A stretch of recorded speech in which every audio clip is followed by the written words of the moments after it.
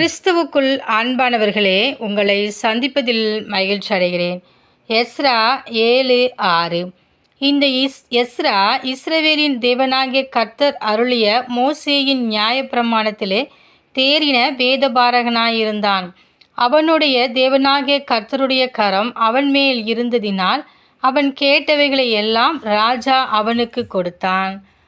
பிரியமானவர்களே, நாம் நம் தேவனோடு கூட இணைந்திருந்து காரியத்தை செய்யும்போது தேவனாகிய கர்த்தருடைய கரமும் நம்மேல் இருக்கும்.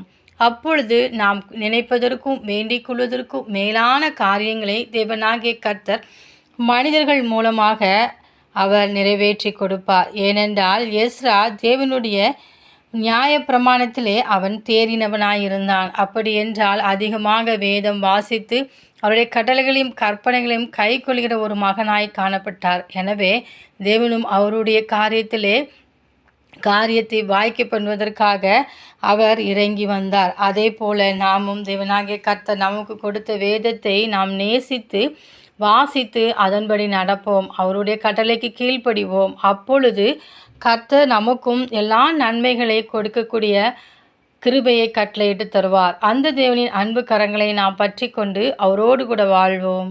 ஆமேன்.